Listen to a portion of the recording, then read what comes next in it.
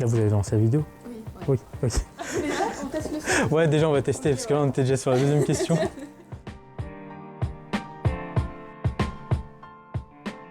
Alors, donc, moi, je m'appelle Mohamed Lemrabet, j'ai 31 ans. Donc, je travaille pour Samsung en tant qu'ingénieur d'application ultrasons.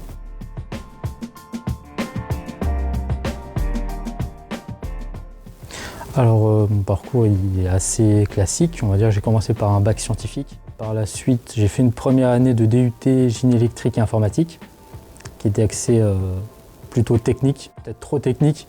Du coup, le côté médical me manquait. Du coup, j'ai complètement changé de domaine. J'ai fait une première année commune des études de santé, donc anciennement P1.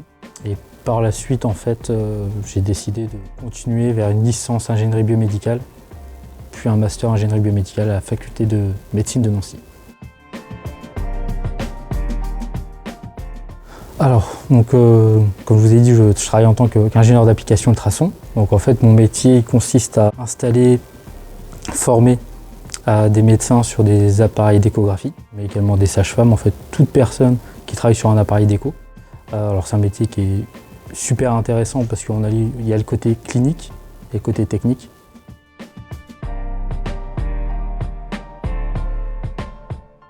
L'enjeu principal, c'est s'assurer qu'un patient qui va venir pour une écho, on arrive à identifier son problème. Donc, alors, soit effectivement il n'y a pas de problème, et là c'est peut-être d'autres choses, mais en tout cas d'un point de vue imagerie, l'appareil d'échographie c'est très important parce que c'est un appareil qui coûte pas cher, qui est facilement mobilisable, alors on en a facilement à l'hôpital, dans les cabinets privés. Et donc en fait l'enjeu du métier, c'est que le médecin ait la meilleure machine avec la meilleure qualité d'image possible. Donc en termes d'évolution du métier, donc alors faut savoir qu'en fait quand on commence on est ingénieur d'application junior. Au bout de 5 ans on évolue vers ingénieur d'application expert parce qu'en fait on a vu beaucoup de pathologies, beaucoup d'images d'écho, on a travaillé avec des médecins référents, on connaît par cœur les machines.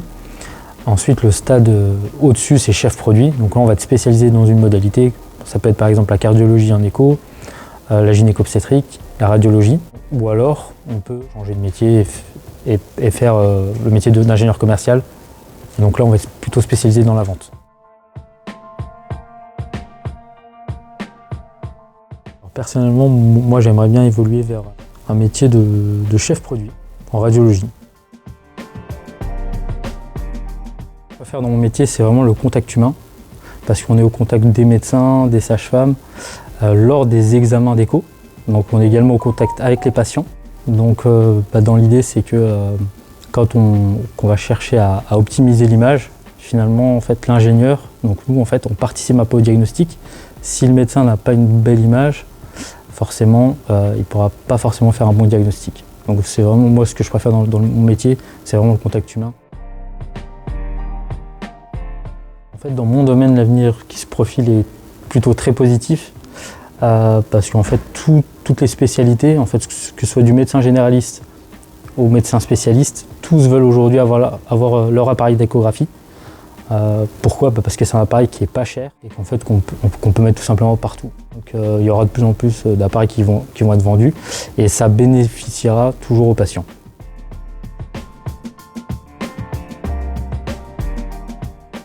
Alors clairement aujourd'hui il y a de très belles perspectives d'évolution. Donc les machines sont sans cesse en train d'évoluer. Alors vraiment les gros gaps c'est au bout de 5 ans. En fait, au bout de 5 ans il y a quand même un gap en termes d'imagerie. Concrètement on a une amélioration de l'imagerie 2D, donc on voit plus de détails en termes d'imagerie. Les Dopplers, en fait tout ce qui est étude de la vascularisation fonctionne beaucoup mieux. Ce qui est également aussi important c'est tout ce qui est intelligence artificielle. On a des mesures automatiques en fait qui apparaissent. On aura même peut-être plus tard, le médecin va poser la sonde. Donc l'image qu'il va avoir au niveau de l'écran va se figer automatiquement sur une certaine structure qui peut être pathologique. L'intelligence artificielle sera capable de détecter tout ce qui est pathologique. Et ce sera au médecin toujours de valider.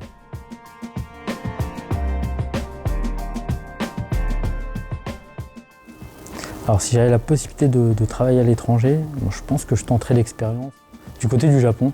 Parce que le Japon c'est toutes les technologies, dernières technologies, moi je suis un fan de ça, donc je tenterai ma chance au Japon.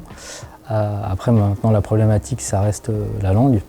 Voilà. Donc effectivement il y a l'anglais, mais l'anglais ne suffira pas, il faudra faut obligatoirement apprendre le japonais. Moi, dans mon métier, mais j'ai pu quand même partir à La Réunion, faire des formations. J'ai pu partir en Martinique, en Guyane, en Guadeloupe. Donc au final, c'est quand même pas mal. C'est pas l'étranger, ça reste la France, mais quand même. C'est une autre culture quand même. Tout ce qui est recherche, tout est fait en Corée. C'est-à-dire qu'en France, nous, quand on est au contact des médecins, les machines sont très bonnes, elles ne sont pas parfaites. De toute façon, aucune machine n'est parfaite. Et en fait, on va aller chez les médecins vont nous faire des retours. Je sais pas moi, sur le rein, la qualité d'image n'est pas satisfaisante. Donc on le transmet à la Corée, ils bossent dessus, ou sur d'autres options, ils améliorent les choses. En fait, on fonctionne par feedback. En fait, voilà. Et ça peut arriver aussi qu'il y a des Coréens, des ingénieurs qui viennent ici, alors qu'on les fasse rencontrer des médecins référents. Ils travaillent avec ces médecins dans le but d'améliorer la machine.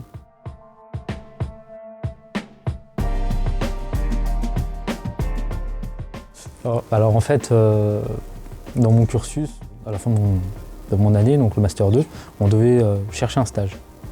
Donc déjà, il fallait trouver l'entreprise, mais aussi les domaines. Donc en fait, moi, dans mon cursus, il y avait 3 débouchés.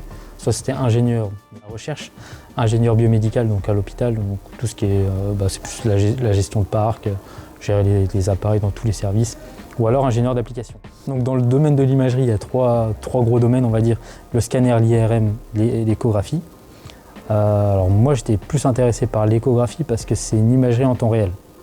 C'est-à-dire le médecin pose la sonde, on voit directement l'image, et nous, les paramètres qu'on vient modifier, on le voit en temps réel, alors que le scanner ou l'IRM, on fait une coupe, on analyse après. Donc l'échographe, c'est vraiment en temps réel et c'est, je trouve, plus intéressant.